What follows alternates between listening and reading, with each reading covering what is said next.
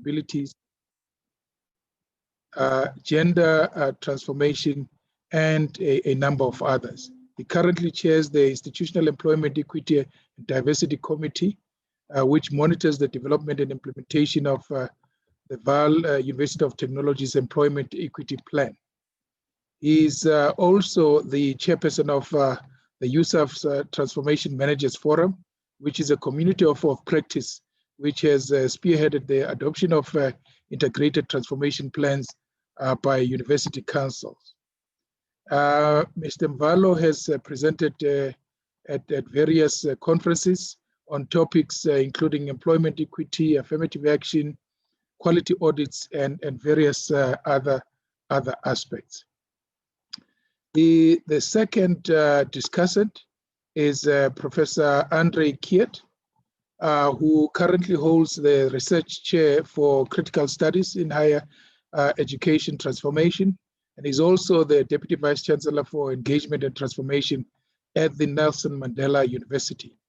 He is the former visiting professor at the Center for Race, Education and Decoloniality at the Carnegie School of Education, Leeds Beckett University in the UK, and the 2018 Marsha Linen Gladstein Visiting Professor of Human Rights at the University of Connecticut. Professor Andre has served as the Director and Deputy Chief Executive Officer of the South African Human Rights Commission and on the Commission for Gender Equality before he joined the university sector. And since he's joined the higher education sector, he's held professorial positions at the universities of Pretoria, Fort Hare, and the University of the Free State. He's been serving as the transformation advisor and practitioner in various capacities in the sector. And Professor Kiet's research and postgraduate supervision focuses on radical approaches to the study of higher education, such as critical and abolitionist university studies. The third one is Professor Denise Zinn, who is currently the HELM program leader for Women in Leadership program. She previously was the Deputy Vice Chancellor, Teaching and Learning at the Nelson Mandela University. And before that, she served for 2 terms as the Executive Dean of the Faculty of Education, first at the University of Fort Hare and then at the Nelson Mandela University. She spent about 3 decades in higher education in South Africa, and she served on several boards, including the Harvard Educational Review, the Umalusi, HERS, South Africa, the USAf Dean's Forum, and the DVC Teaching and Learning Forum. She's been responsible for gender equity milestone over the period of 5 years and has worked with 17 HDIs to support development projects there. So colleagues, these are our 3 discussants for this session. And without much ado, I'm going to ask Mr. George Mvalo to give us the first presentation for about 10 minutes. Thank you, Mr. Mvalo, over to you.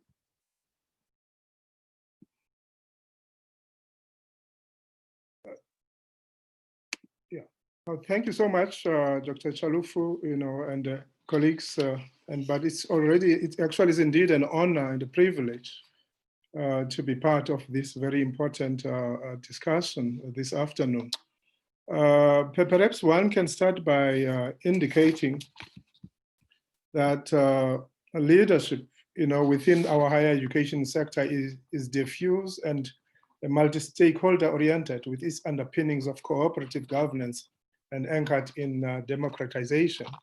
So the higher education space in the South African context has been characterized by a colonial apartheid nexus where power is racialized with devastating consequences for the project of nation building, where race as a special construct has been at the center of the colonial apartheid regimes for more than 360 years.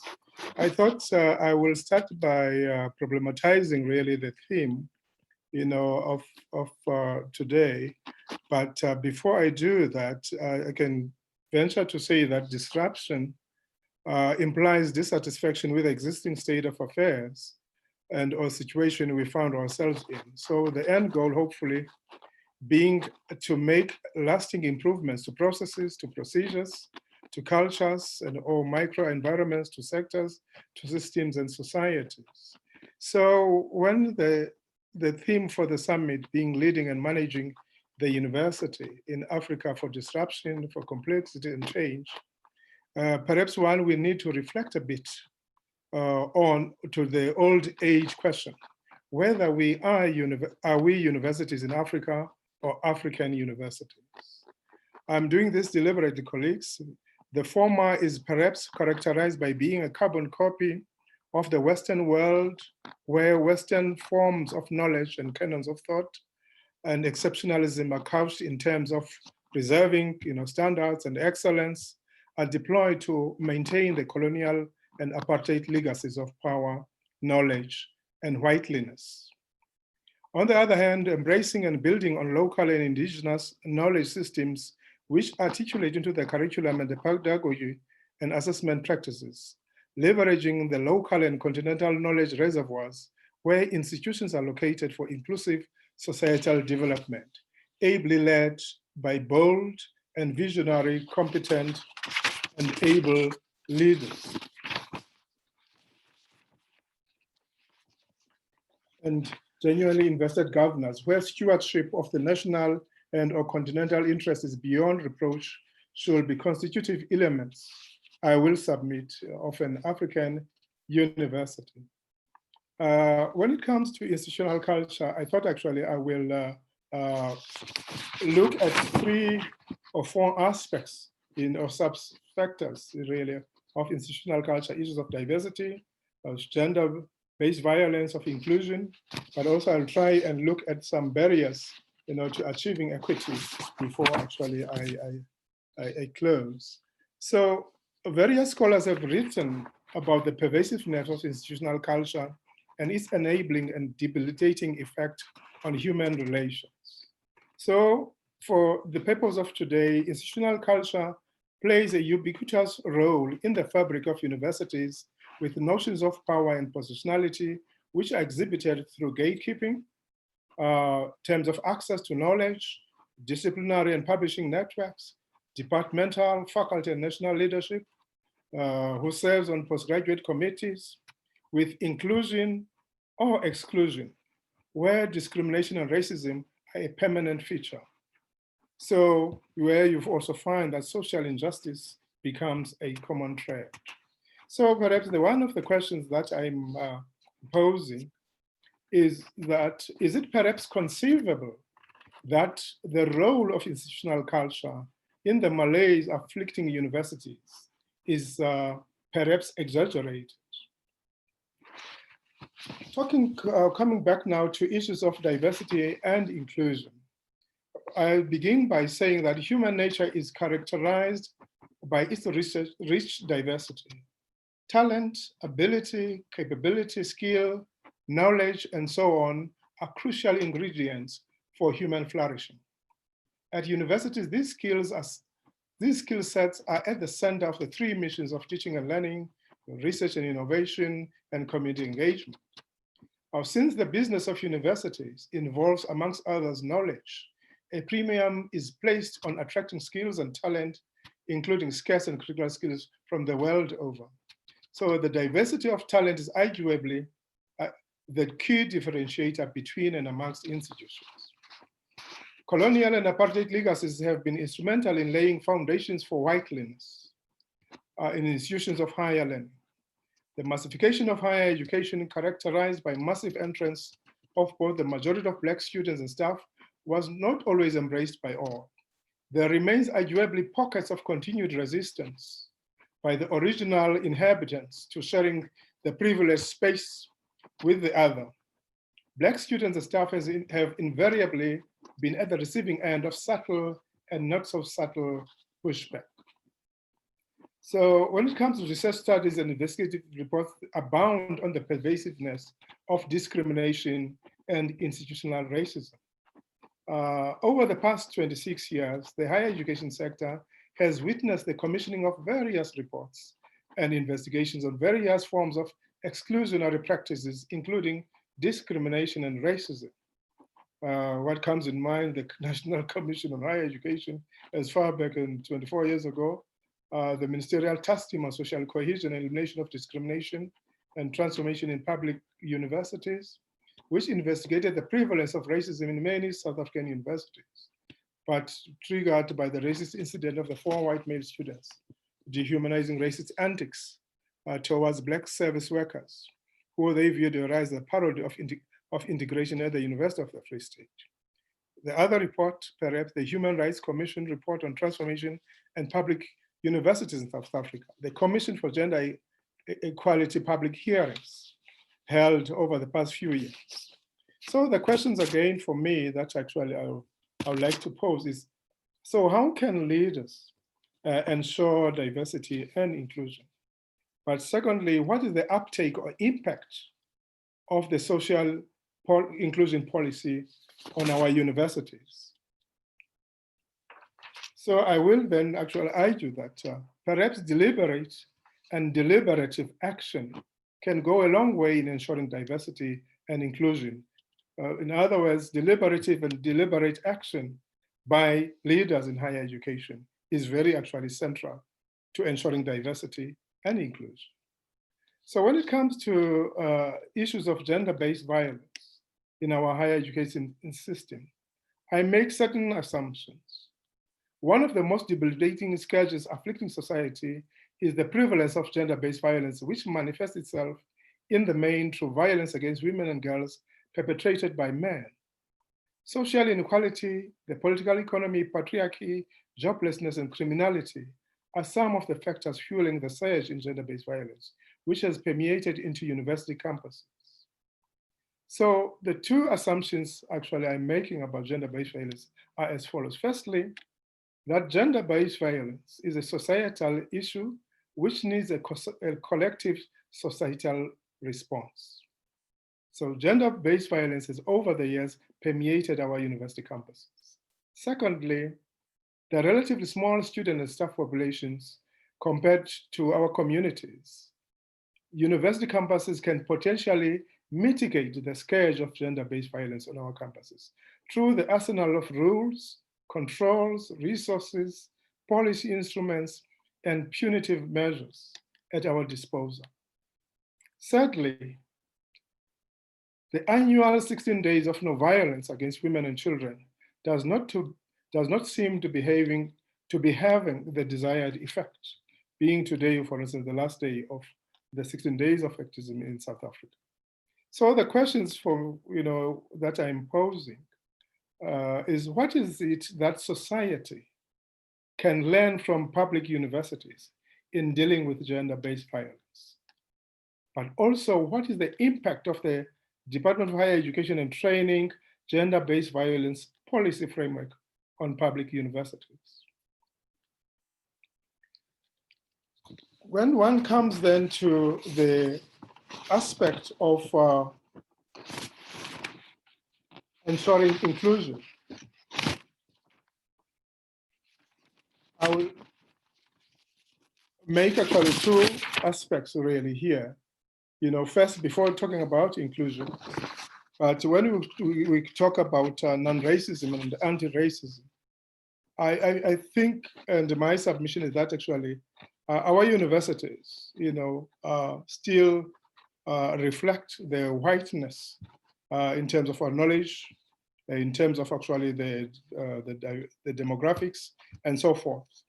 And so a fundamental question therefore needs to be asked, whether the decision to exclude the majority white universities, their cultures and structures untouched by the 2002 cabinet decision to exclude white universities from mergers was actually a correct decision in hindsight.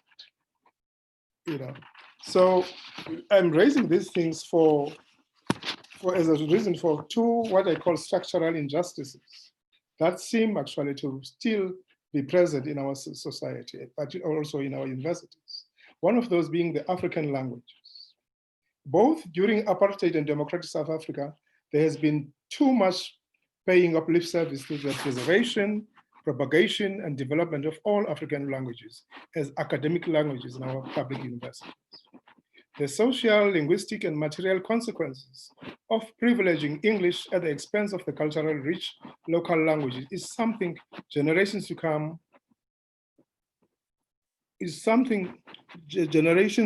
would hold as collectively accountable. There is no doubt about the immense material benefits derived through the political economy of English domination in academia. What Reinhard Wolf calls systematic privilege also has widespread material consequences. Some of those material consequences are the large English printing and publishing houses and associated downstream industries. The second one that I want to put on the table has to do with indigenous knowledge systems. Local indigenous knowledges in most formerly colonized countries have been systematically marginalized and erased for posterity. South Africa is no exception.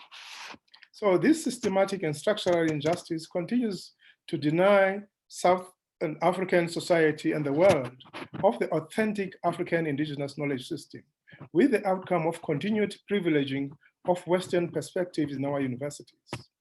Perhaps we should heed Lou's justified appeal to decenter Western knowledge, to give greater voice to 9 Western perspectives.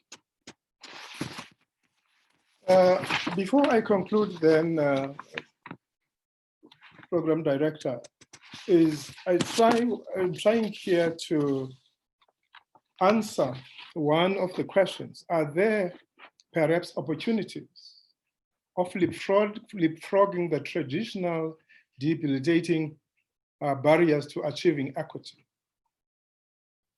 So in attempting to respond to this question, I select barriers born from employment equity well over the years, which are not conclusive by any means, are used for illustrative purposes and assumptions intended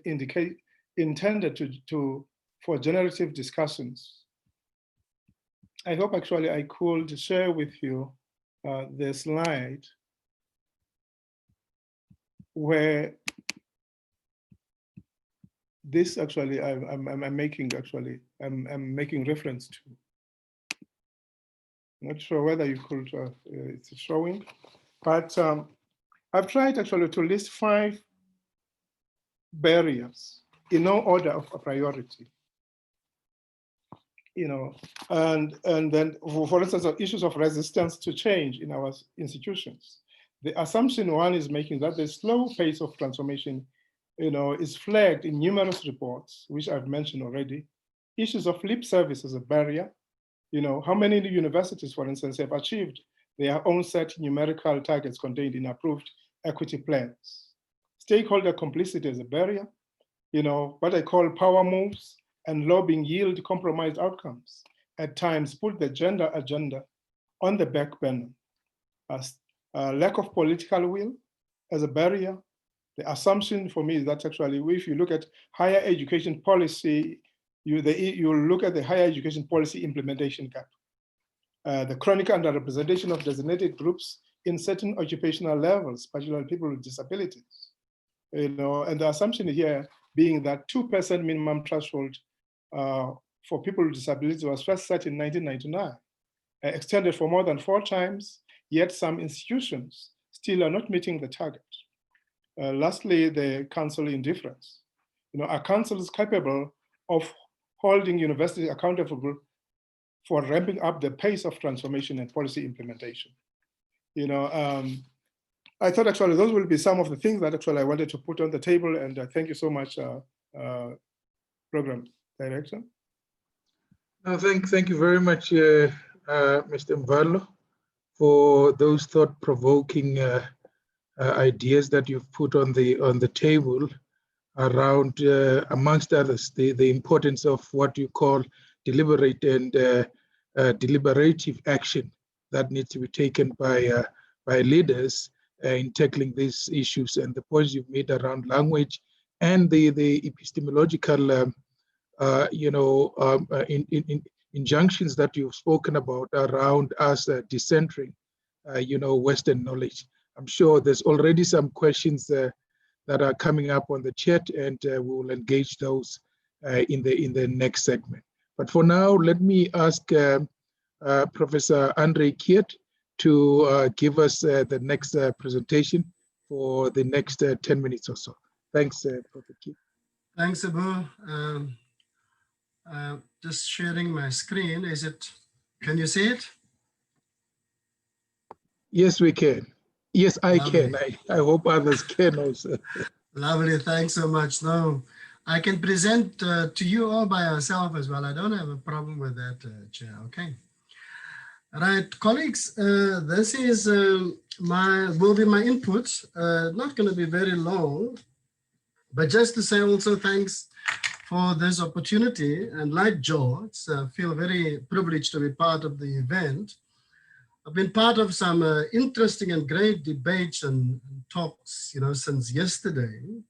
The questions and themes raised by the Minister and Ahmed, and of course the panels that have discussed questions of leadership, and also the inputs yesterday by Salim Rajani and Zeblon around the question of transformation. Highly, highly instructive, and some good insights coming through there.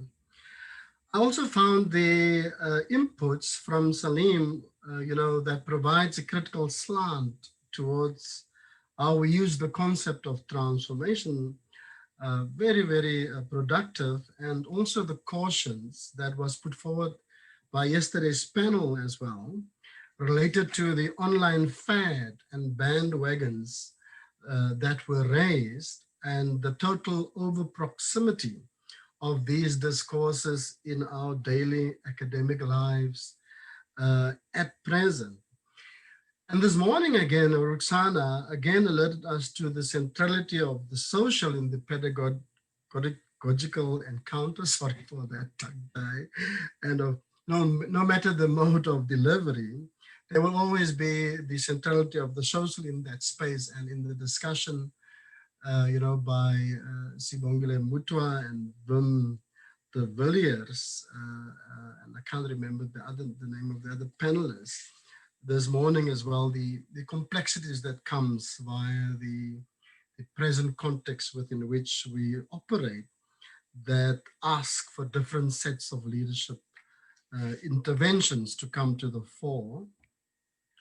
And throughout this, of course, the broader question of justice is tagging along, and in some ways deeply integrated into the conversations, in other ways, as an addendum into the, and of course, the notion of justice also then links up very well with the session about institutional cultures, inclusivity, diversity, and anti-discrimination, and leadership in relation to these. Now, I am generally wary of the concepts we are employing and deploying, and especially if they generate such an over proximity in our mental images.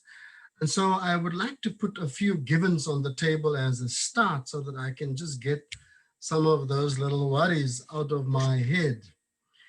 And then I will sift to two extreme scenarios and then share some questions and assumptions that I hope the group can engage with. And the reason why I'm sharing these two extreme scenarios is perhaps to get our thought processes going as to where one may land if one have to balance so many different sets of imperatives in the higher education sector, which has been complex by its nature, for many, many decades now. Then, of course, the question of institutional culture, slippery concept. I always refer, as a proper academic, self-referential and peddling my own thoughts. I'm just joking, okay, colleagues. The question around looking at institutional culture as consisting of 6 to 7 economies. For those of you who attended last year's summit would know that I presented on that there. When it comes to the question of givens, those things that there's sometimes no need to talk about it because we just have to accept them as part of it. and we have, we have limited time in our space. The one is the constraints on transformation. And there, for any kind of social justice work for us, working in the context of critical pedagogy, we would know that there will always be constraints swirling around the idea of justice work. That's a given, okay? And some of those constraints are made firmer and they are solidified around structural socio-economic arrangement, a point that was raised at a book launch again on Tuesday that came through very strongly yesterday. And as you would know, it always features in the way in which the minister presents his own argument. And some of these, of course, has to do with the way in which socio-economic inequalities are structurally anchored, almost impossible to dislodge in the way in which our various sets of social and economic arrangements are operating at the present moment. But what I would like to put on the table, and here, we have like a sectoral collective complicity in this, but I want to highlight that agencies, or should be steering agencies, like DIET, the NRF and the CHE, despite transformative shifts, they have produced as a cluster of state-supported structures that should drive the transformation of our sector.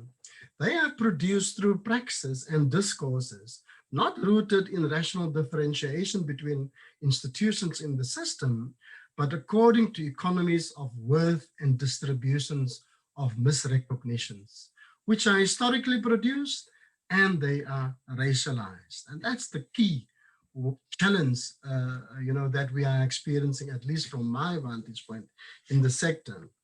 Then I also do not agree with Arundhati Roy, whose paper on the COVID-19, the pandemic is a gateway, a portal to something different. That particular paper of hers has gone viral, excuse the pun. But I literally do not agree that COVID-19 would provide us with a different set of arrangements that can be regarded as a step in a different type of direction. I think at best what the pandemic can do, or what the pandemic is doing, just gives us a clearer mirror, a cloudless image, and multiple vantage points to see our social, environmental, and economics ills better. It certainly is not going to, at least in my estimation, provide for a different way of stepping through the structural challenges of the sector. And then the second one is that I also do not read COVID-19 according to a state of exception. I think that South Africa is peculiar in exceptionalism and in exceptionalizing things. And of course, the entire globe and of course the sector has done this in the context of the pandemic. But one of the key points about great leadership is to de-exceptionalize the exception, so that particular leadership is not only tied to an exception, but regard the exception as part of our ontological reality. And of course, we have seen the challenges brought about by the pandemic, which may have given us new glasses. We have seen those challenges before, and those implications have been highlighted for many, many decades now. And the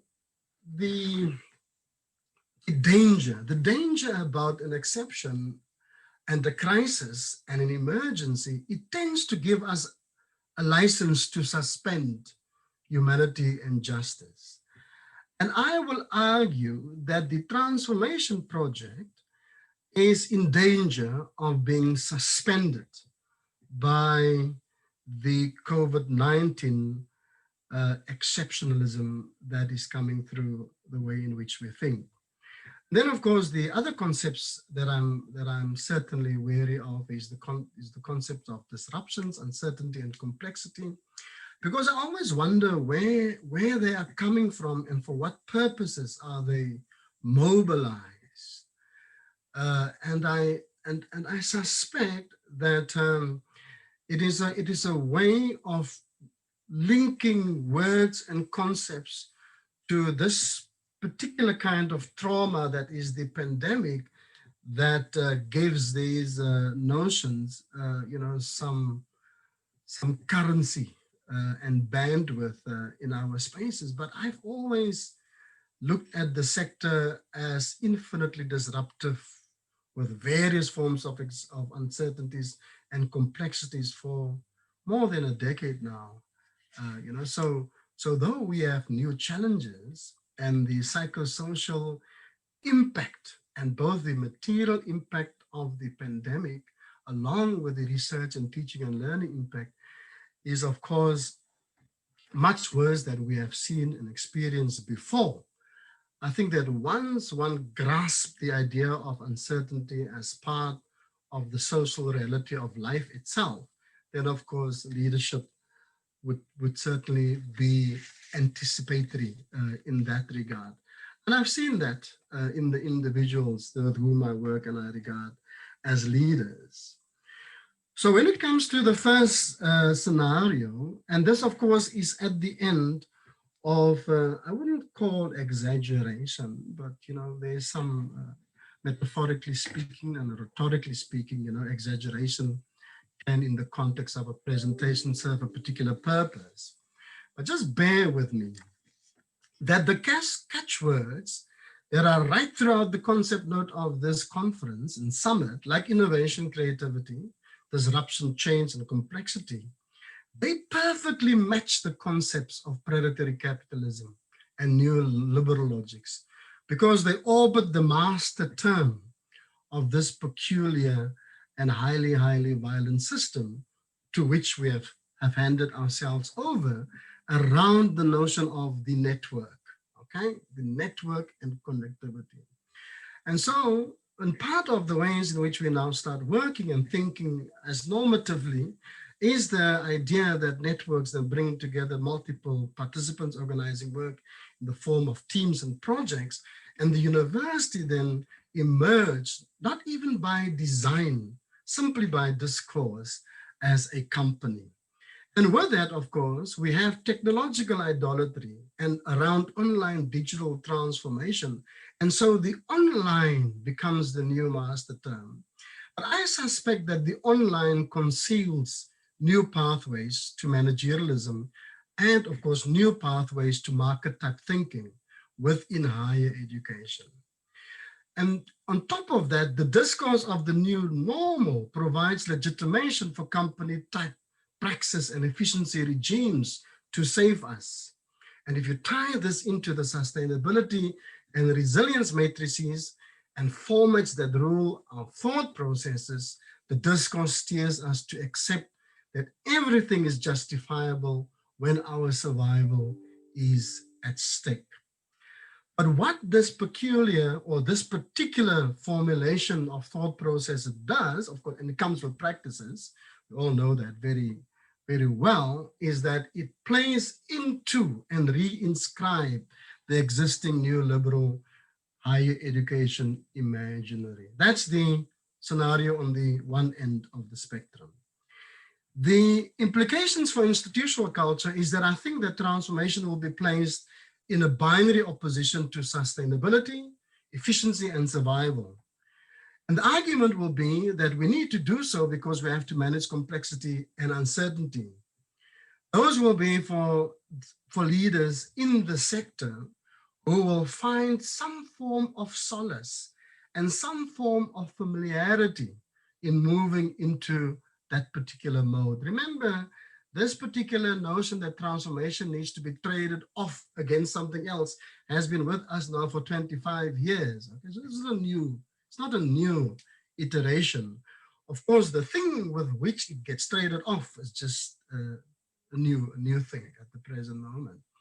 But we have had so many almost, I can't call it unfortunate developments in our sector, around this kind of binary thinking, for a couple of, for at least 2 decades now, okay? The other implication, of course, is that social justice talk and transformation discourses and decolonization debates are tolerated as performative, so not substantive. They will feature in various formats and formulations of university strategic plans and in different programmatic works, but they will be staged in different kinds of ways.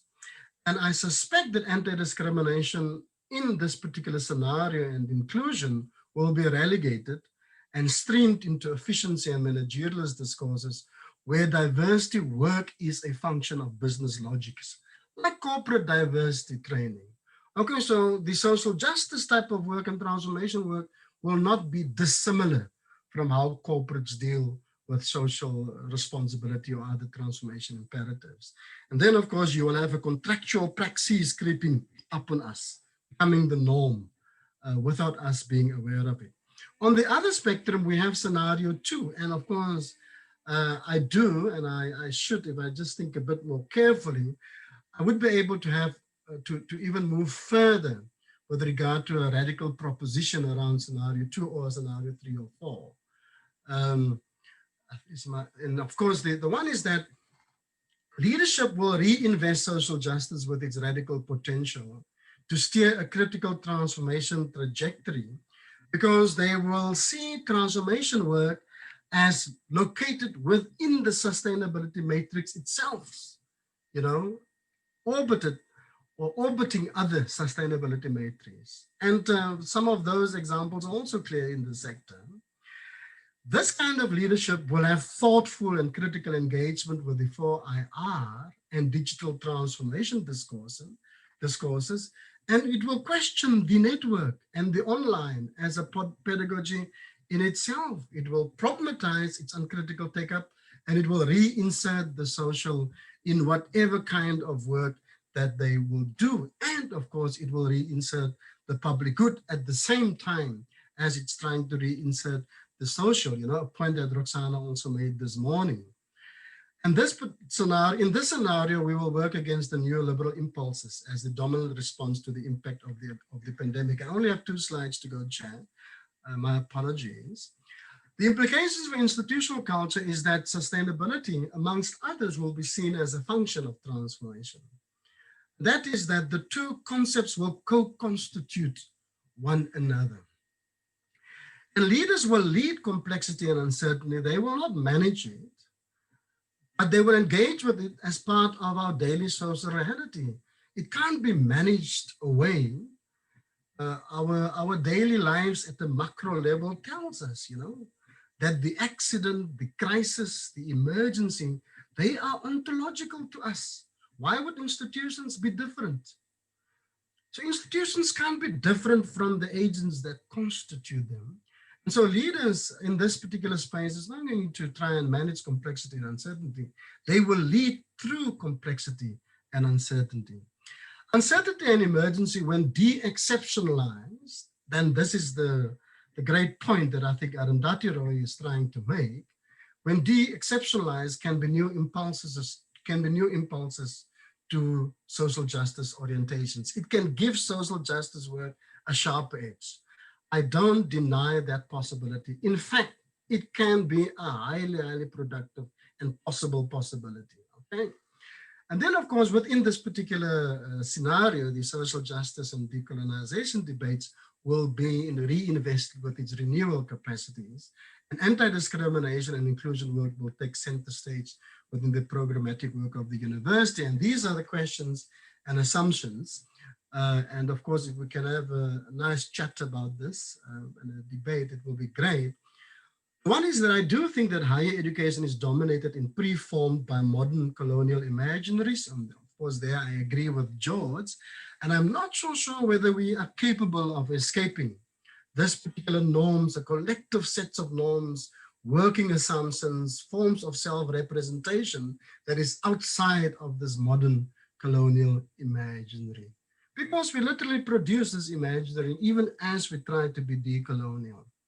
In South Africa, this imaginary reproduced a racialized system that assigns recognitions and worth to institutions based on historically produced notions of value, excellence, and quality, with no rational formulation as to why these particular kinds of notions have these assignment values to particular institutions. They are just there discursively produced via the, I would probably suspect, the broader matrix of a racialized society. And then, of course, the third question would be, is the complexity and disruption discourse mobilized to open up new pathways for entrenching neoliberal subjectivities? I.e., is it trying to reformulate our neuronal functions so that the function of the brain match the function of capital redistributions, i.e. human beings becoming small capitals within this particular formulation of complexity and disruption? And then, of course, what kind of conversations around sustainability and transformation in the context of uncertainty can best serve an institutional and inclusive institutional culture? Thank you so much, Chair Sabu.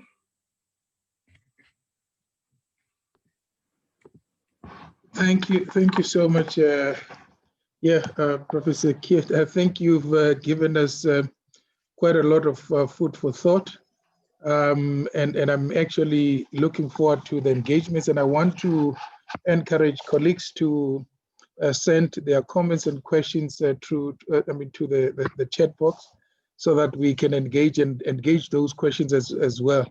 I just find it quite fascinating what you are presenting in terms of the likely scenarios for transformation in the midst of us dealing with issues of disruption, uncertainty, and complexity, and the major implications for leaders, and of course for grounding COVID-19 for us in terms of dealing with those disruptions and complexities. I foresee a very fascinating discussion.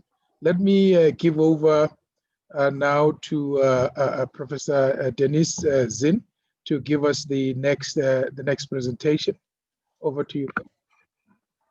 Thank you, colleagues, and thanks to the colleagues who went before me with all your really exciting ideas. You know, it's difficult following Andre, because my thoughts are still with all of the provocations that he puts forward, you know, with such eloquence. So my mind is still there. So Andre, thank you especially for that. And I'm going to kind of bring us back down from some of those lofty ideas to some of the things that have to the angle from which I'm coming at this topic. I've entitled my presentation, Higher Education Leadership, Where Have All the Women Gone? Long Time Passing. Now, you have to be a certain age to remember that song. It was sung by Pete Seeger in the middle of the last century. But it was a song that was written against the war. And it said, where have all the flowers gone? Long time passing. And then when will you ever learn? But it sprang to mind when I pondered this question about what has happened to the women within our sector.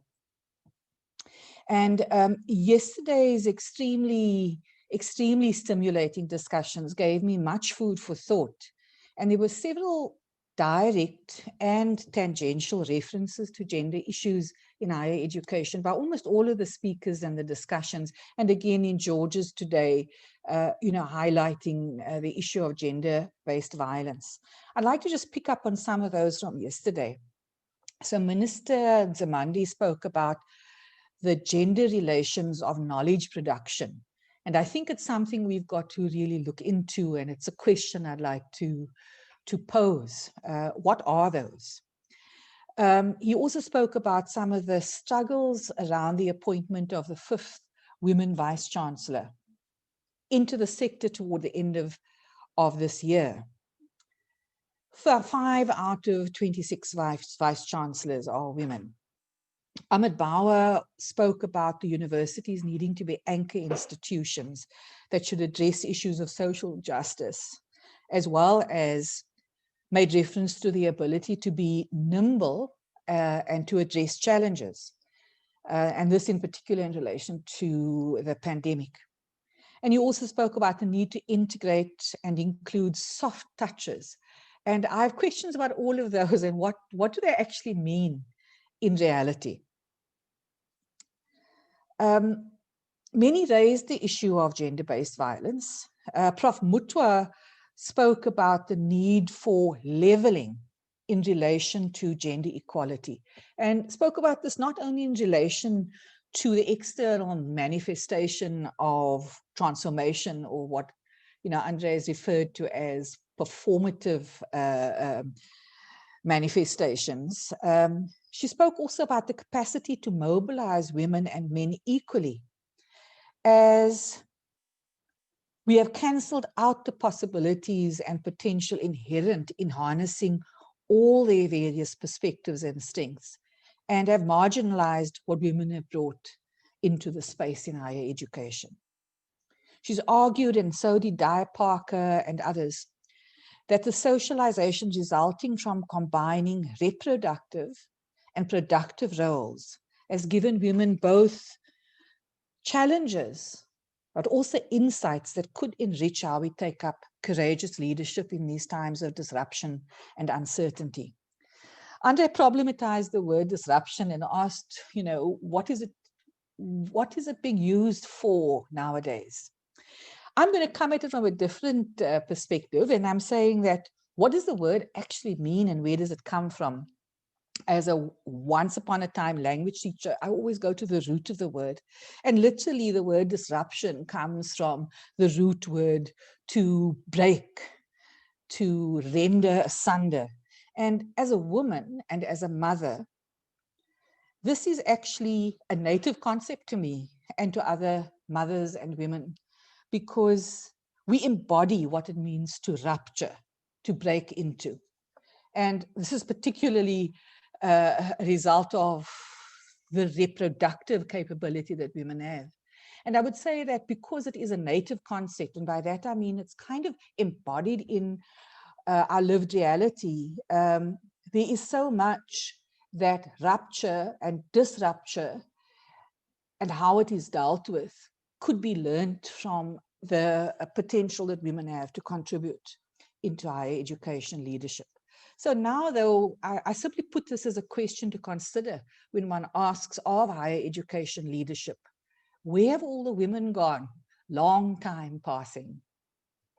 Many in this summit and elsewhere have raised the issue of the disproportionate burdens of the COVID pandemic on women in particular. Within the higher education sector, it is women academics working from home who have taken on the work of homeschooling, childminding, household duties. I'm not saying it's exclusively women who have done this. I know there are men who have done this too, but all the surveys and research show that it's been disproportionately held by women. Emerging research also shows that women are in the lead, in other words, they lead, as well as being there in actual numbers in community efforts to respond to and ease some of the devastating challenges related to the impact of the pandemic in terms of community relief efforts, food distribution, poverty alleviation, home care to the sick, and so on and so on. So what struck me as Prof. Vilakazi put up his slide yesterday of the big new tech companies and their owners and asked us, what do you notice? First thing I noticed, of course, is that they were all men, and he made reference to this. He cautioned us to become more conscious of what this meant, of this being a new kind of imperialism, colonization, if you will, although not in so many words, perhaps. And again, the Pete Seeger song refrain rings through my brain. Where have all the women gone? Long time passing. So coming to one of the contradictions or paradoxes that came up for me when Prof. Salim Badat yesterday asked us to acknowledge some of the gains made in the sector. He very rightly pointed out there are now more women than men in students. There are now more women than men academics. And then the refrain comes back. Why then are there more men than women professors? More men than women in senior positions? More men than women in VC positions? More men doing and publishing the research than women? Amit Bauer, in an address to women participants in our Women in Leadership program, said, one of the major imperatives that COVID has catalyzed for us in higher education is the need to reimagine universities. And, some of the last scenarios that Andre put forward kind of stimulated that imagination that I think he was pointing, that Ahmed was pointing to. Yesterday, I asked a question about structures within higher education. Salim and other panelists provided really astute and insightful explanations about how we need to look at the fundamental structures within the systems of higher education that inform institutional cultures, and that they remain capitalist, sexist, colonial. And, I think in my co-panelists today as well, talking about violence, gender-based violence, but also about structural violence. And I'm reminded how a group of students wrote to us as senior management during Fees Must Fall. Prof. Mutta will remember this. The letter started, "Dear colonial administrators." I was, of course, amused, but even more so devastated, and realized that they were pointing their fingers at us and saying, this is exactly what you are doing. You are administrating a colonial administration. And this, of course, speaks to the point that Salim was making, that if we do not recognize and acknowledge those fundamentals, then we are simply flitting around at the edges of transformation while the core remains intact. So the question is, can we do something about that core? And here the issue of agency comes into being, the issue of reimagination comes into being, albeit that society and societal, socioeconomic, structural embeddedness, makes this a very hard thing to do. But I do think that there is the power of the agency that we all possess that needs to be brought into play. And here again, I'm reminded of Ahmed Bauer, the ministers, Di Parker, recognition of the fact that universities have proven themselves to be resilient and nimble, that they have the ability to adapt to changing circumstances. And Andre, you will remember your inaugural that was entitled The Plastic University, and we all wondered what that was going to be. But of course, what he essentially was pointing out is the capability that we have, like the human brain, for plasticity, for the ability to change and mold ourselves to what is needed.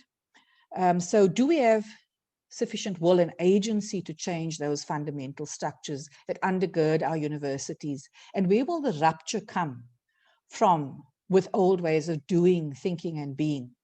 So I'm just going to give one example by way of ending. The minister, I was very pleased, made reference to the Women in Leadership program that HELM has put in place this year.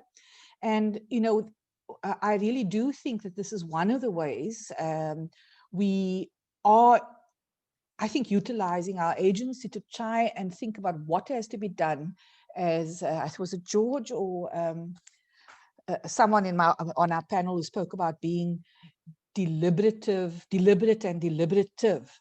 And I think there are ways in which we can think about how to intentionally design something that takes into account what it is that is needed in order to support women not being passed by. And our sessions that we've had so far, we started in September, they include sessions that have invited numerous speakers. I tried to count them. There were actually too many to count on my two hands. VCs, deans, registrars, all women who have spoken to the women about certain crucial areas: power and politics, understanding themselves, what is needed in to impact on institutional cultures, a whole range of different topics, which I won't go into now, but I could talk more about. And then maybe just to also indicate that this idea of working in between spaces that so many have referenced as well, it's not just about the online, it's about what happens in between the spaces. And so we've set up peer learning groups, we've set up one-on-one coaching, and all of those are contributing to providing the spaces where women can in fact talk about some of the things that are happening.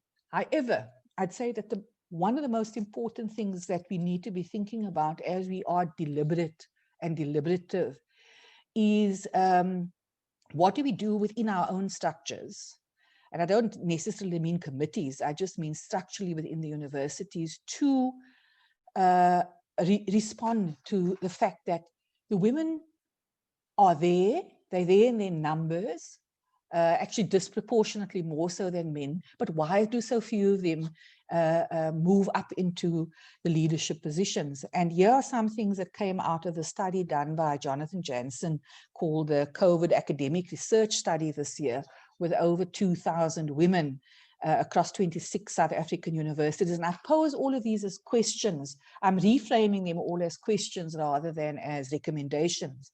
So he asks, well, not he, his report asks, are we acknowledging this problem in our university-wide communications? The fact that COVID, for example, has had a disproportionate impact on women and their ability to do their work during this time, but also I think during other times.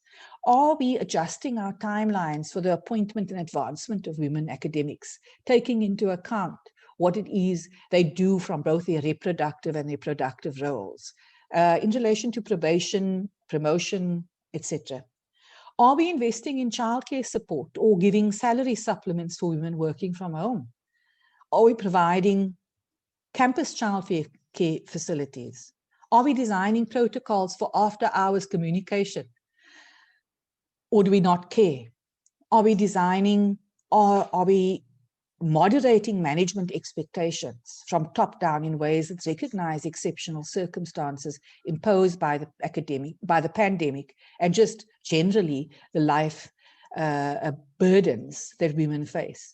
Are we maintaining clear, consistent, and empathetic communications? Are we adjusting applications and advancement forms to allow for explanations for lapses in productivity? Are we committing to ongoing institutional research into the problem, allowing that data to inform senior management deliberations on a regular basis?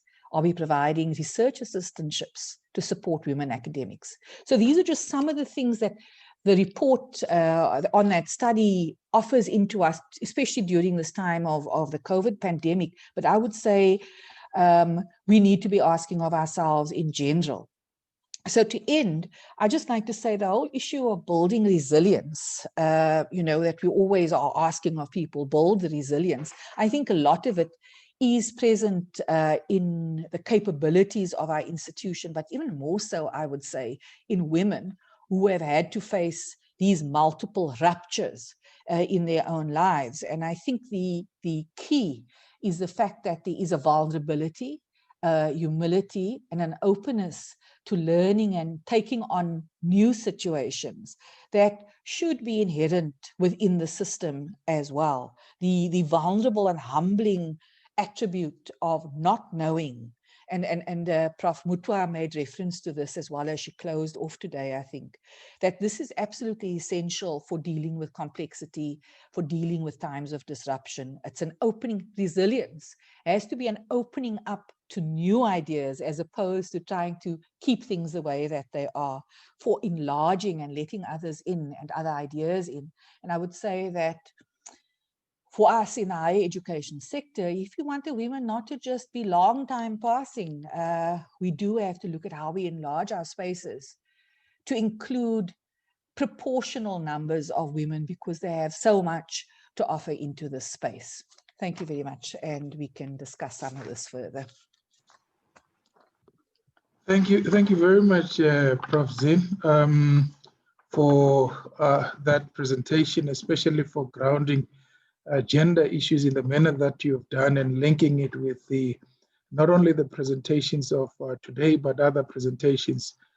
Thank you so much. I think what we're going to do now, we're going to move into a question and answer, or what is being referred to as a generative conversation. And interesting enough, the first couple of comments or questions deal with gender-based violence issues, but also they also in a big way begin to address and deal with issues of gender and how we must tackle them. So I'll ask of the panel if I'll take the first three, because they seem to be related. The first one from Lynn Quinn says, I'm not sure that policies and punitive measures are likely to make a big enough impact on reducing gender-based violence. Isn't there more that should be done both at societal level and in higher education to stop gender-based violence?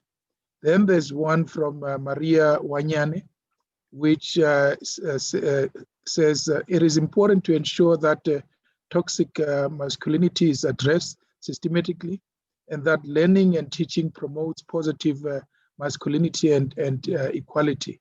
So if you can address yourselves to these, and the third one, yeah, maybe let me leave the third one for now and just speak about these two. Anyone from the panel who would like to address that? Prof. Zin, maybe do you want to start? I'd like Given my that male you colleagues. just... I'd like my male colleagues to start. Thanks. Okay, all right. That is fine. Can I ask Mr. Mvalo, George, will you like to kick us off? Please unmute. Thank you. Yeah, no, thank you so much. And definitely, I think Lynn's question is quite actually germane into this discussion, and I fully agree with her that we've had all these policies and these punitive measures, but are they really making the necessary impact aimed at reducing gender-based violence? So perhaps in answering the question, there is indeed more that we can do as a sector, but also is that it should not be what I would call bureaucratic propaganda, where we issue, feel-good statements, whenever actually things do happen awry or gone awry in the system. But we should be in a position to take very determined and decisive steps, wherein when it comes to issues of gender-based violence, you throw the book at whoever is the perpetrator, and if we don't do that, we will always actually be complicit in ensuring that gender-based violence is tolerated. And I was arguing that perhaps as universities, we have a much better advantage because of the population numbers that we have, where we can really do something decisively different and impactful, whereby we root out the incidences of gender-based violence, of rape in our campuses, in our residencies, etc. And if we do that, and we also not only just do it, we ensure that actually the perpetrators are put in the register of perpetrators, but also they are named and shamed, and otherwise there will always be, continuation of these actually bad incidences in our society, on our campuses and society. Thank you, Chair. Thank you so much, Mr. Mvalo. Professor Kiat, as you come in, can you perhaps also just tie this conversation up with a further comment that has come from Nelly Shapley, which says that the reality of women in any sector is that as a woman, you will have to confront your space bouncer head on, because there's no avoidance of such when all gatekeepers are meant for men, where for them, a woman's place is not where they are at all. Also, the fact that women have, in a way, embraced the ills of patriarchy by uniting with the patriarchal forces and the tendencies against women. Professor Kiat. Thanks, Sibu. And of course, if my head goes in that direction, it's simply because I'm checking the other screen. So my apologies for not having eye contact. I just wanted to come in with regard to Lynn's questions. I know, Lynn, it's nice to see you again. The one thing that I've noticed in the higher education space is that we actually have had very, very weak policies and protection mechanisms around gender-based violence for many, many years. And part of the reason why it became a pandemic within the university itself, not even yet talking about society, we all know about that massive pandemic as well, and they are interrelated, as you well know. The reason why it became a big challenge in universities is because of those weak policies and structures. I have a peculiar sense that as these policies are being tightened up with regard to that broader framework that was accepted and I think developed by Higher Health not so long ago, from where in my own space, when I look at the numbers and the figures last year, there seems to be some improvement, if one can use that word. So policies, protection mechanisms, highly, highly important. I just think that they've been weak for so long, which was also a gendered problem. And that is that policies that has to do with the question of gender equality is never ever sharp and powerful and strong, and get the right resources. That has always been the case. So I would not want to displace that. I want to give it is a hugely and highly important part of our architecture to deal with gender-based violence. But of course, the societal challenges around how do we do teaching and learning that promotes positive masculinity and equality, which is another question that Maria then raised, play into those programmatic work that needs to be done. But I want to make a point, and I hope I'm not stretching its connection. The one is that when we started the Center for Women and Gender Studies, just over a year ago, the idea was that when you get the discourse of African feminism and radical feminist traditions into the university, your intellectual culture is going to contribute to more positive programmatic work.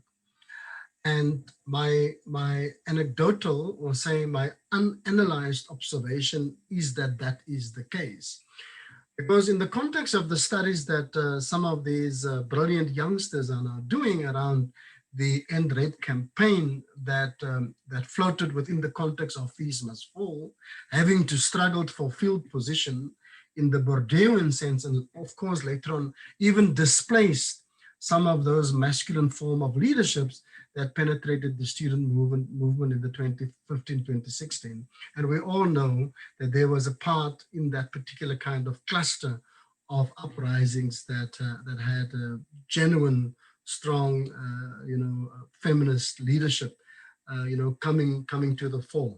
So we will have to, and I think universities should literally place this as one of their key interventions, and that is get a feminist intellectual culture going in your organization. Get the Black feminist intellectual culture going in your organization. Because the university's stock and trade is that of knowledge, one of the key areas that can even shift some of the institutional cultures as well, alongside the programmatic work, alongside the societal work, and alongside the policy and the protection mechanisms. But it's a fairly heinous pandemic that we're struggling with. And I literally can't sometimes get my head around, where we're at as far as this is concerned. So Sibu, do you think that I should leave it there? Or you asked me for another question, but I'll take that in another round. Yeah, maybe before Prof. Zin comes in, I just wanted you to link it up with what I thought was a more related question, but you have actually done so in a way. But let me give over to Prof. Zin. There's a very interesting comment that I think, if you don't mind, Prof. From Nelly Shapley, which is a follow-up, saying that Advocate Madumia Paibo talks of accountability to women by men in fighting gender-based violence and sexual harassment. And what is the panel's take on that? Where men come forward and take the fight in an effective way as women do. But I know that could have been good for our male discussants. But if you can maybe also allude to that. Thank you. Thanks for that, and thanks to my colleagues for the responses as well. The reason I actually said they should go first was precisely because of this point that Nelly's making, because I think there is a way in which there has to be dual responsibility for some of these struggles that we take on and some of the fights that we have to take on against these forces that perpetuate the violence, the various forms of violence against women. In one of our sessions that we had invited Professor Liz Lange to come and speak to us. And she made a very interesting point, and I think is relevant to the questions that have been asked by our attendees here today, is that, there are so many things that we do to support women, and that is true, to provide them with a kind of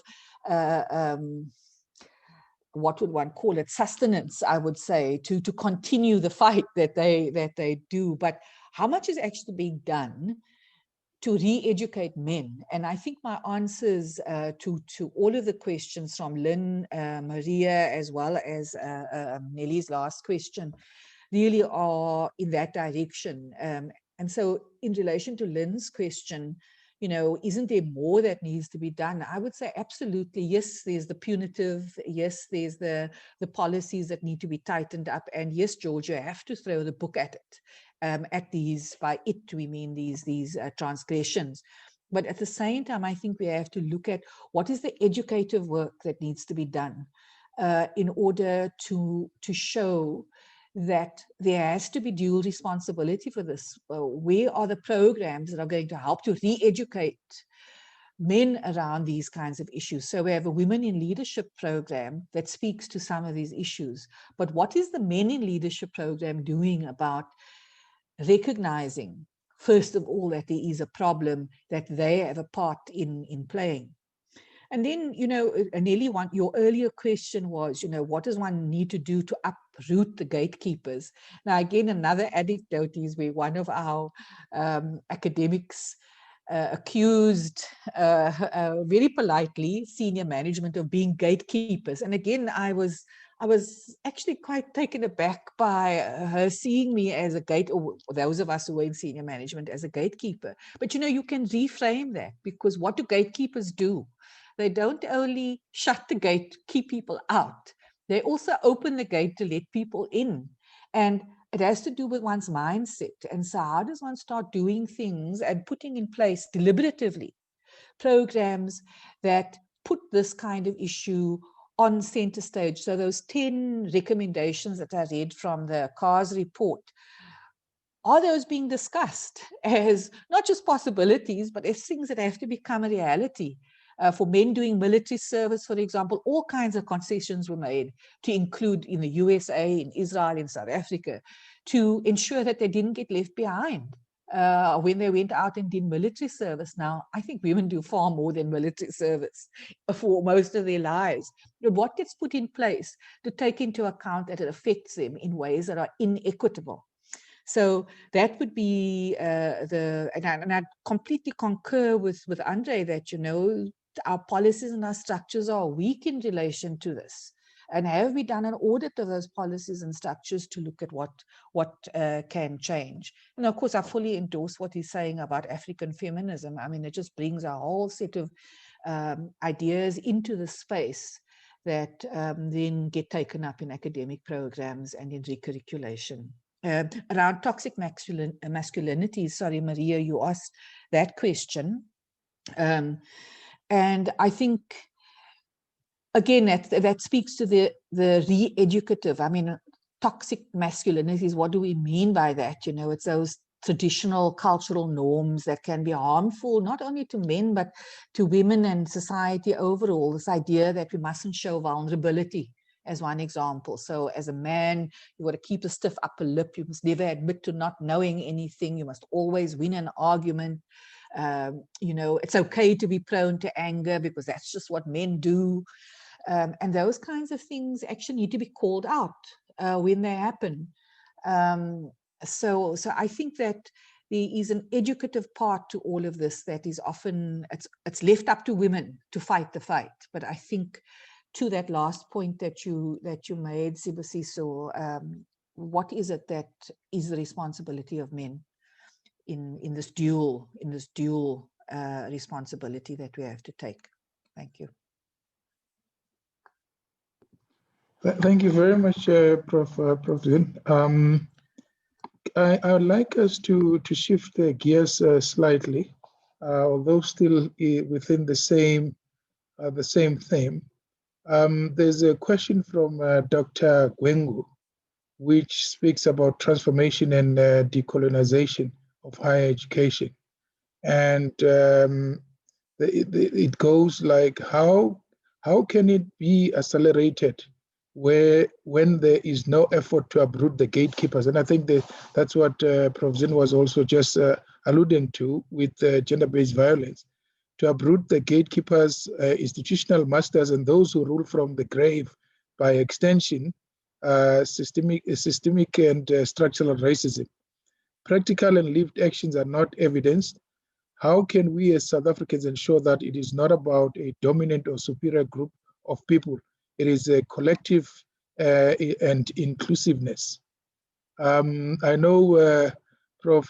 Kiet, you were cited there, but I would like, and I see also my name, but I would like maybe you to start us off, but also request Mr.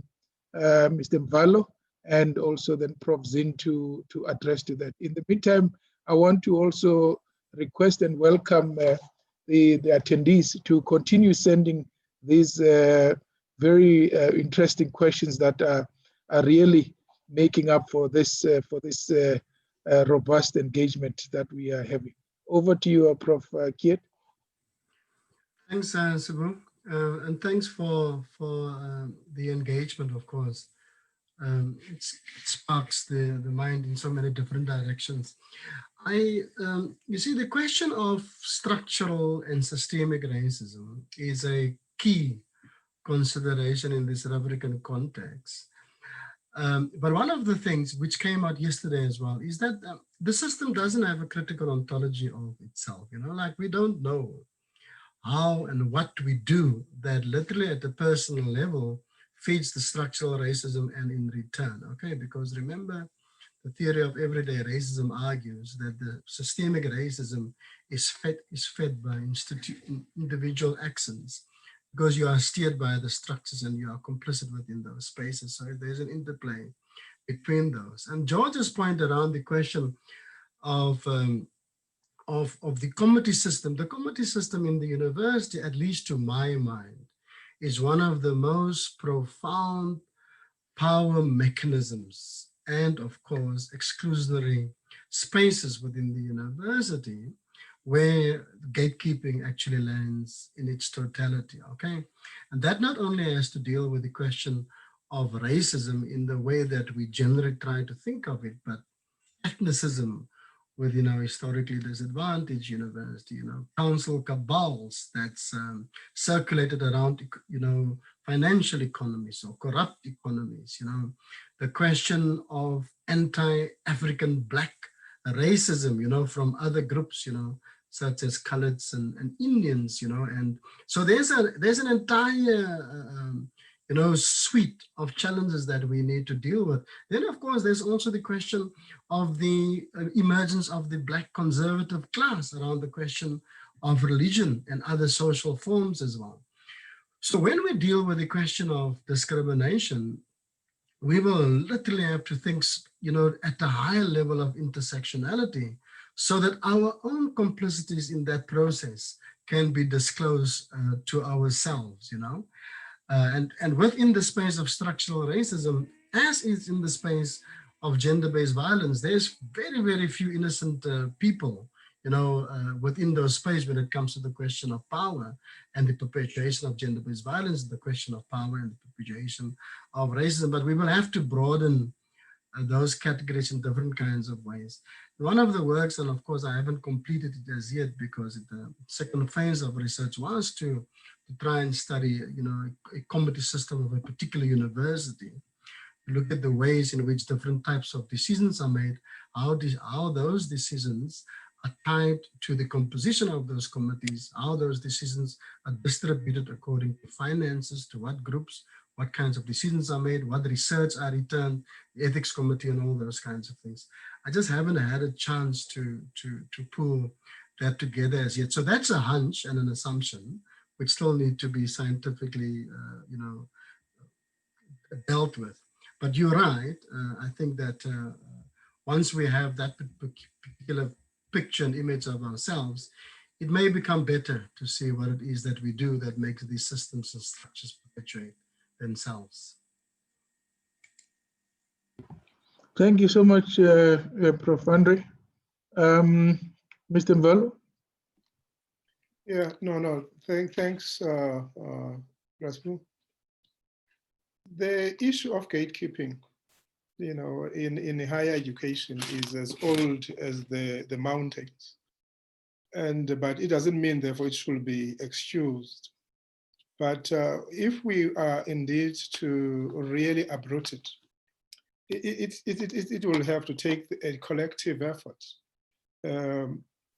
Because you have what Andre will talk about, those 6-7 economies, you will have this matrix of actors and proxies in the system who invariably their purpose, which is very ironic, is not about actually ensuring that we derive maximum input and benefit for the institution and the common good, but we ensure that we continue perpetuating certain narrowly defined privileges, access to resources to attend a conference, to be able actually to mobilize and write good funding proposals and all of that, instead of looking at the collective effort where you bring all of this expertise that resides in our universities for the public good. You then find these actually gatekeepers who seem actually that they have the right to determine who should belong to a inner circle, as it were, in our institutions. And when you actually mention the issues around ruling from the grave, it reminds one that there seem to be also another exercise or practice wherein some people don't want really to leave, the comfort of a university environment. And because therefore they are seen or perceived to be adding value to the institution, then you will extend actually their stay. But at what cost? Because sometimes you will then realize that some of them,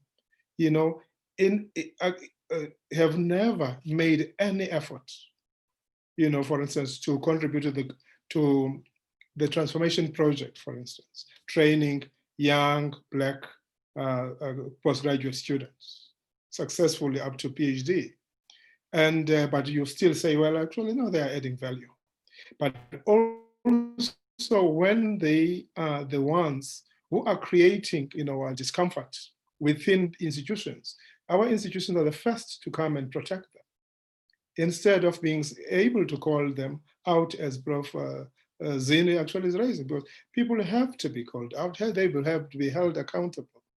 And hence, perhaps you need to come up with mechanisms to dislodge some of these gatekeepers, wherein you demand that actually you cannot, for example, be a perpetual chairperson of the postgraduate committee or higher degrees committee in an institution. You rotate that, so that actually you bring in fresh perspective, but also you try to dislodge the gatekeepers that continue to rule the roost, unfortunately. But you have to call them out, but also the institution, by implication leadership, is really to be, again, deliberate and deliberative in how we ensure that these kind of practices are frowned upon, but also are rooted out as you advance. Thank you. Thank you so much, Mr. Mbalo. Prof. Zin, over to you. Yeah, you know, these are really thought-provoking questions, and I think, you know, something that came into my head as I was preparing this was the idea of hunters and gatherers. And I think if we go back to, somebody mentioned our indigenous knowledge systems, and, you know, I think it's also about going back to roles. There are those who go out to hunt for new things, and then there are those who gather. And I guess when one thinks about how does one uproot some of the colonial ways of doing things, I think we can be instructed by some of the thoughts that have actually come out in this summit. You know, again, I think it was Prof. Mutwa this morning who, on one of the slides, spoke about collaboration, creativity, and cooperative ways of doing things, as opposed to the competitive. I think Rajani yesterday spoke about, and Salim spoke about the competition being corrosive. And I think that there are ways in which, if one looks at transformation and even and decolonization, that we go back to the gathering way of doing things. However, when we talk about gatekeepers, we need to recognize the gatekeepers not just in our institutions, but also in regulatory bodies. So Minister Nzimande spoke about gender and research production. And I think about the NRF, for example, for as much as it has set itself up as a way to rank researchers in terms of excellence and quality and so on, there are also ways in which it delegitimizes, because of some of the criteria, collaborative and gathering ways of working together, which is the ways that a lot of women do, and not just women. I think young academics, I think people who are new into academia, by gaining support amongst each other, finding ways to produce research, for example, to write articles together, to write book chapters together. So I think there are those kinds of things that we also need to look at, which is what are the different ways in which we can do things that do not depend on some one brilliant person being able to come up with some brilliant, innovative idea. But how does one unearth, create the climate, create the institutional culture, create the ground from which ideas can be gathered collectively by people to come up with new ways of thinking and doing. And I think that is a really important structural change, even though it might not be seen in the same way as some of these other larger kind of structural issues. I think there are structural ways in which we can reframe and reconfigure and come together in different ways to produce knowledge within the sector. So it's not necessarily about uprooting the gatekeepers. I think we have to stop maybe thinking about the people who are in their graves. I think we need to think about the people who are alive and who should be doing things differently. I think there's enough of a critical mass within the system. Salim pointed out some of the changes that have actually occurred within the sector. And I think a critical mass is not the majority. It's just the people who have got the will and the intention and the understanding to actually take things in a new direction. And I think there are enough out there. I think it's about a willingness to open up, to give them the spaces to do that. And a lot of them reside within the middle layers and in the younger academic layers and in the layers of students.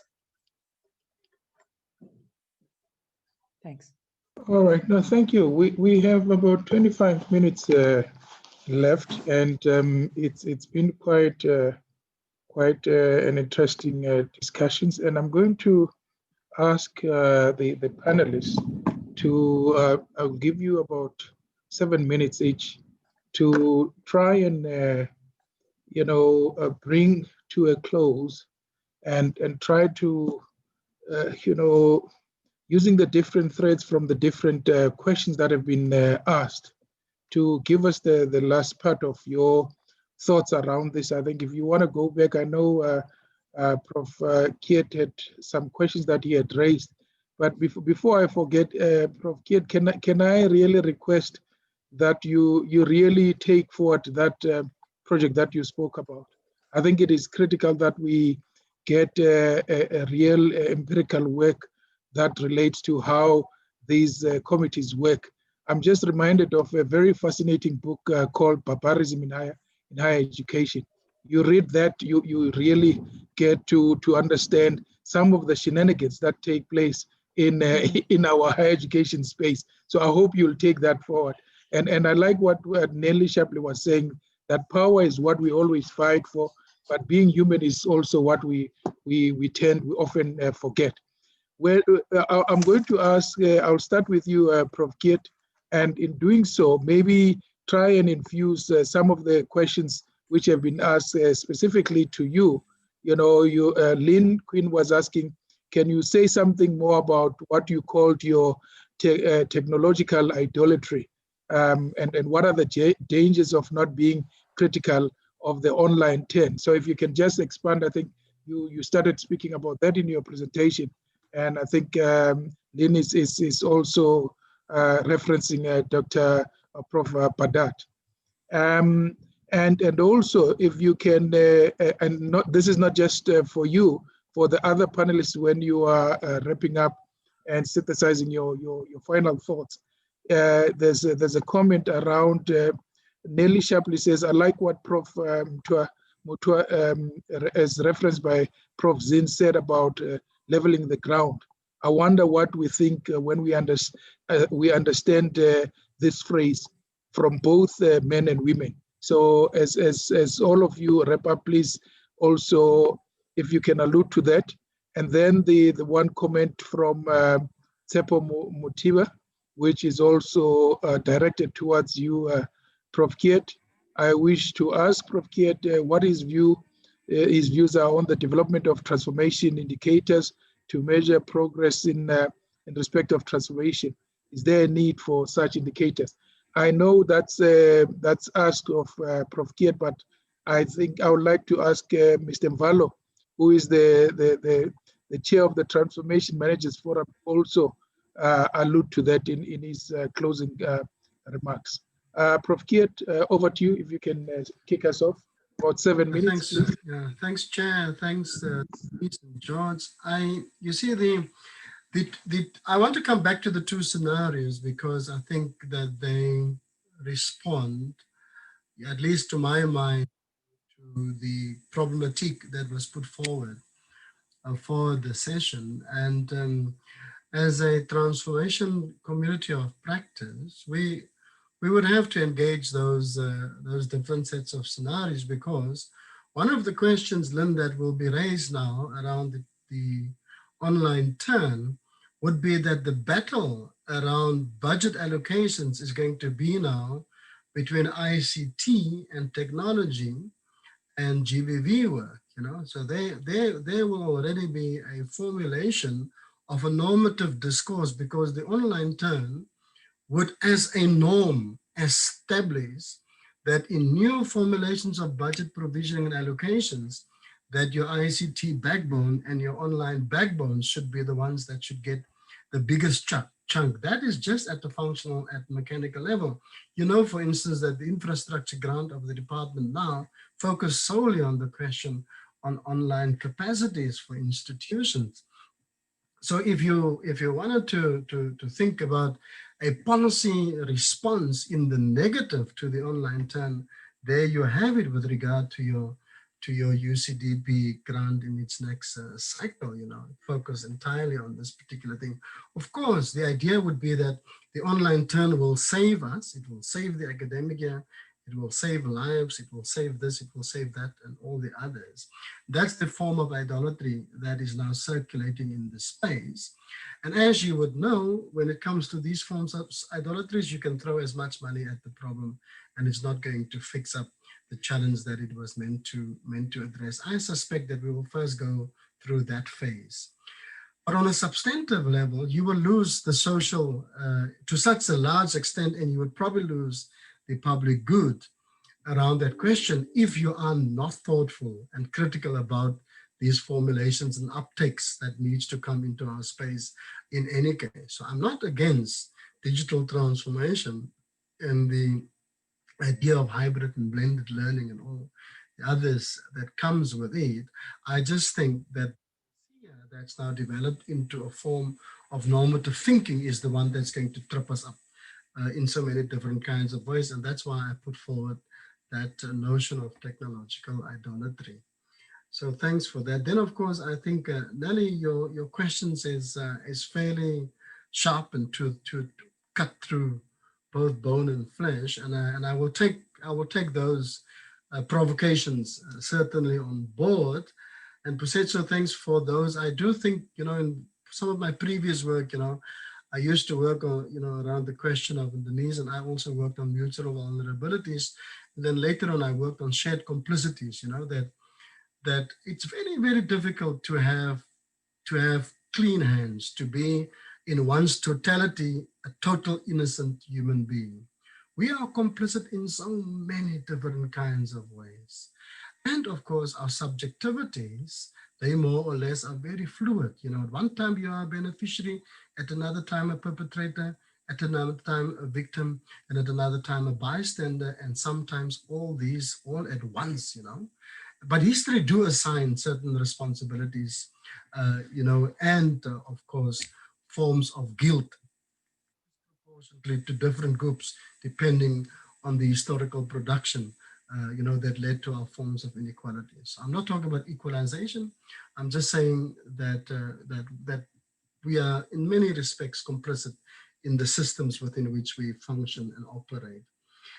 The question around Tsepo, of course, let me leave that to George because I think he would be in a better position to respond to it. And then, of course, the question of male presenters and what we do in the GBV space, of course, without sounding, as blowing my horn, but it's one of the key areas of my work, and simply because of also driving the portfolio, I have to acknowledge. But both the intellectual work around driving African feminist imagination, all those, are located in the work that I'm doing, and of course, the question of the policy regimes and architectures that we put in place, those are managed within those space.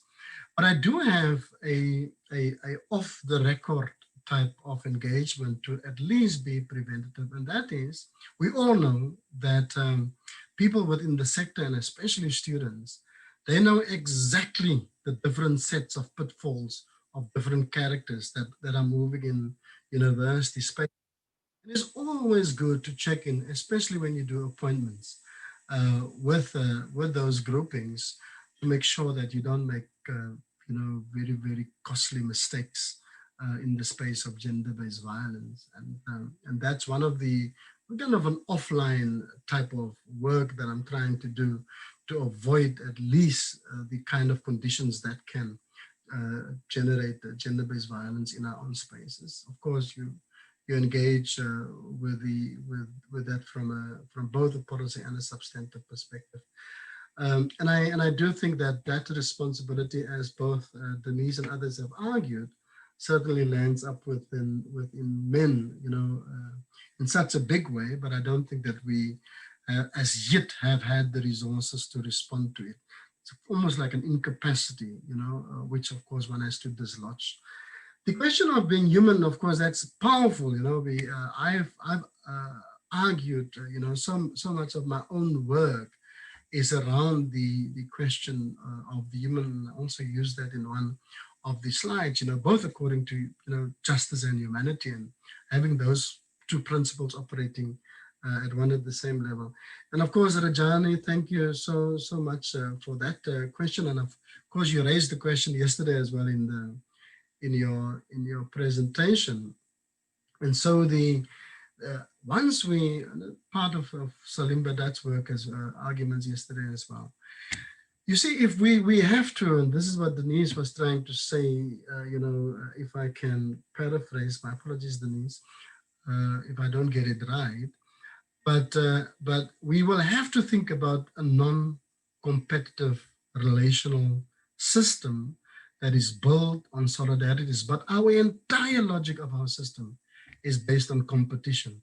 You just look at the DHEN and the branding communications that universities, how they self-represent via these different sets of discourses. It's amazing. The way in which they are so catatonic and tone deaf to the realities of South Africa and literally try to present themselves either as the best in this or the best in that. And that's why we can't even have, like dual appointments across universities should be such an easy thing. You know, collaboration across research networks should be such an easy thing. It's not easy in our sector because of these competitive behaviors, both around rankings and around other forms that Rajani is actually critiquing. Okay, so thanks for that. Yeah, thank you so much. Time is always the enemy. I know I had asked, colleagues to use about 7 minutes. Can I ask you to reduce it to 5 minutes now, because we are slowly running out of time. Prof. Zin, do you want to start before Mr. Mbalo comes in? Are you doing this in a particular order, or I'm fine to go now? Please do. If you can just Okay. use 5 minutes of your time. Yes, sure. To just, yeah. Thanks. Yes, sure. I don't have much more to add. I think one of the issues that has come up is the nature of our institutional cultures. And, as much as this is a really slippery concept, what actually constitutes the institutional culture, I think we have to start by at least recognizing that there is one. And as is so often the case with culture, people who are embedded in it don't see it. And I think the first thing is to actually recognize that there is one, and then to recognize what kind of institutional culture you have in different spaces within the institution. And then to look at what is the nature of the culture and the norms that inform that culture that can actually change by virtue of the human beings who help who contribute to it being what it is, So I think there's kind of needs to be again, I really love those words that one of my colleagues used earlier about being deliberate and deliberative. Andre talks about the shared complicities and the subjectivities. And yes, I think we've got to admit to those as well. Like when the students said to us, colonial administrators, and it shocked us. We had to sit back and say, what about us as administrators in this space does perpetuate the whole colonial idea of the university, and what then needs to change? And before you actually think about that and get yourself to reflect on it, you've got to be open to taking it in and not dismissing it.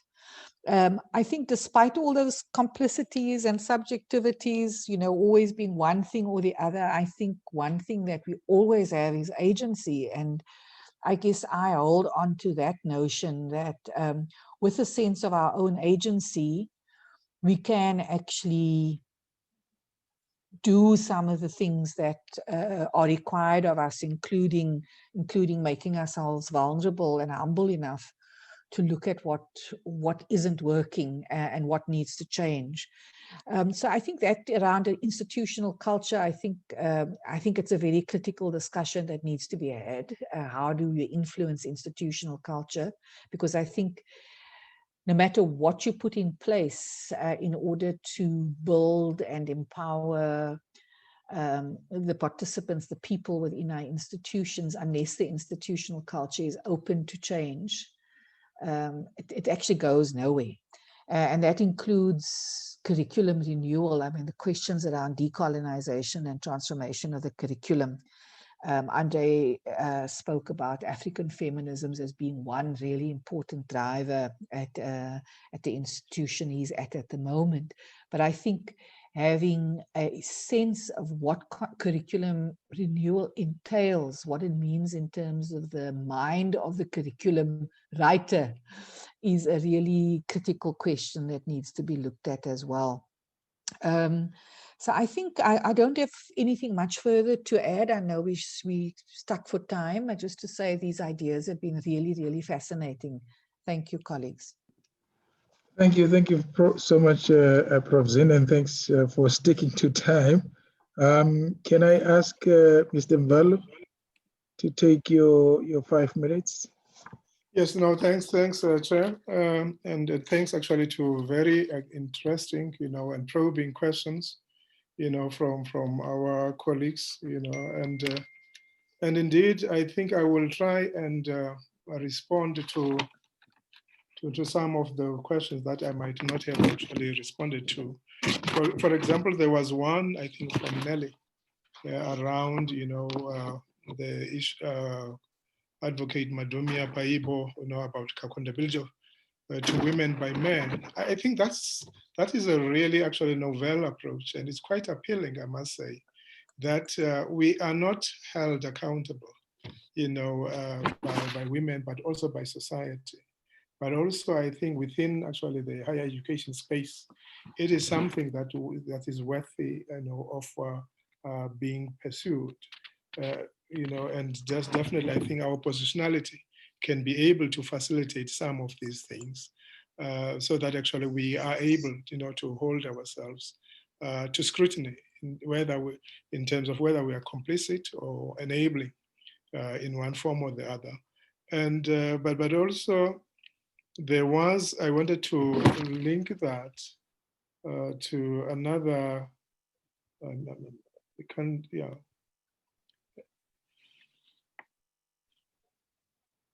Okay, I'll address the accountability to women by men, but also in terms of actual what efforts we are taking, to address the issue, of gender-based violence in our spaces. And we are, like Andre, able to really leverage our positionality in trying to drive actually a very enabling culture.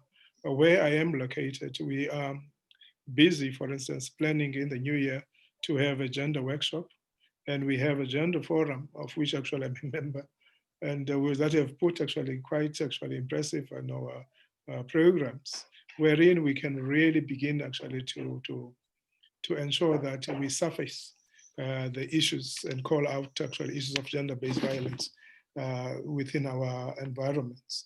And but also one thing I wanted to latch on to, was what was raised by, I think, Prof. Naidu or Rajeni, what in terms of what Andre also was raising. My actually contribution will be that the incentive regime, within our universities are quite archaic, antiquated, and colonial. And if we are to do things differently, we will have also to then reset the button, as it were, in terms of those incentive regimes. There is nothing wrong, for instance, to incentivize collaborative work, between an up and coming actually researcher into the academy and a seasoned researcher. And the same thing what Andrew was raising across the institutions or interdisciplinary, so we will have to begin to look into that. And what was being raised also, I think, by Dennis around the regulatory bodies is gatekeeping practices. Those practices, I think, are also, in a way, have to be rethought anew. You look in terms of the mandate of the NRF researchers, and what you begin to see, you then see also the gender disproportionality in terms of race and gender, but also in terms of the mission drift, in terms of the original missions of these researchers. And what they are doing now and what they were envisaged to do are two different things. But because white males are actually calling the shots there, is that nobody actually is calling out why actually these researchers and their mandate. So that will be another aspect for me that we'll have to begin actually to call out. but also what Tsepo was raising about the development of transformation indicators. I think it's very useful that we will have to seriously consider those indicators. And as you will know, is that when we were developing the transformation barometer, also we have to acknowledge the intellectual contribution of colleagues, including actually Andre, who is part of the panel, is that we will begin to say, let's have 5 or 6 indicators that we can measure ourselves against on institutional culture, on the academic project, and on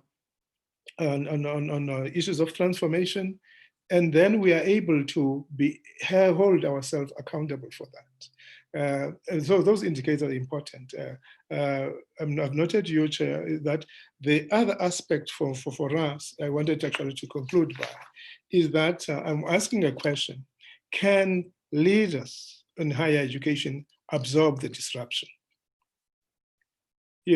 Because if the lessons from the student forest movement, you'll remember those actually were part in 2015, 2016, and who attended the summit, is that it became very clear that one, we were caught unawares, completely unawares about the onset of the movement, but also the reaction, was quite actually problematic. It was started as disbelief. We began to cast doubt on the intellectual underpinnings and implication, the capacity of our students for a reasoned call for decolonization and curriculum transformation. So at this time around, I have my doubts whether actually we are able to withstand, these disruptions. Thank you, sir. Thank you very much, Mr. Mvalo. I want to take this opportunity to actually thank all the speakers, and I want to echo what the attendees have indicated, from the comments, that this has been insightful, it's been powerful, thought-provoking, both in terms of presentations and also in terms of the responses. When we started, I actually thought 2 hours is a lot of time, but I realize now that it's actually nothing, especially when we're having these vibrant and quite fascinating engagements. But of course, this should not stop here. The discourse must continue beyond this. I also want to thank the attendees, for your active participation and for making this the interesting engagement that it was. I think without your comments and questions, I don't think it would have been as fascinating as it had been. I want to also thank the colleagues from Millennium who have been supporting us, and thank our moderator, Dr. Birgit Schreiber. I've been asked to remind you to please log back into the MOBI site to attend the closing of the day. Please do that. And yeah, I think we've come now to the end, and I want to then take this opportunity to thank you very much, and have a great day further. Please do log on into the mobile link. Thanks everybody.